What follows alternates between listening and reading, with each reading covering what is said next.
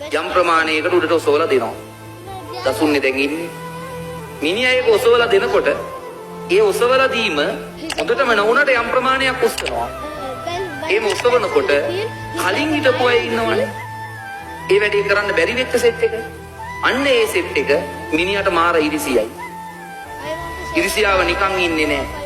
ඉරිසියාව එක එක විදිවලට එනවා. හැමදාම මැච් එකක් ඉවරුනාම මිනිහවම ටාගට් කරලා මාර ප්‍රහාරයක් ඔය සමාජ මාධ්‍ය හරහා ගහනවා. ඉතින් බැලුවාම අපිට ඒක තේරෙන්නේ නැහැ. ඒ කරන්නේ කලින් ඔය ලංකාවේ හිටිය දැන්ට ටීම් එකකින් එළියට විසිලා ඉන්න පට්ට පොරවල් කියන අය. නමුත් ඕනනම් ගියකි නම් පැත්තකට දාමුකෝ. ඒගොල්ලන්ගේම පේජස් හදාගෙන දානවා. ගැව්වාම මිනිස්සුත් ඔය තේරුම් නැතුව ෂෙයා කරනවා.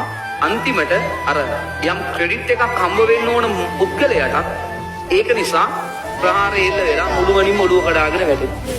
ඔළුව කඩාගෙන වැටුනොත් කිසිම දෙයක් කරන්න බෑ. කිසිම අවස්ථාවක ඔළුව වට ගන්න එපා. ගේම් එකක් දිනන්න ඕන නම් ඔළුව වටගෙන බෑ.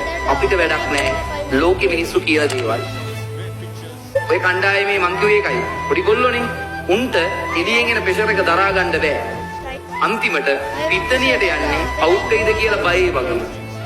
අවුට් වෙයිද කියලා බයේ වගේ ගිහිල්ලා ගහන්න බෑ ගේම් එක. ඒක හොඳම උදාහරණයක් තමයි මේ වෙලාවේ ඌදියා බැලුවම් පේනවා. මූණේ කිසිම විශ්වාසයක් නැහැ. මම ওই මැච් එකක් බලනකොට බලන්නේ සෙල්ලම් ක්‍රම එක කරන්නේ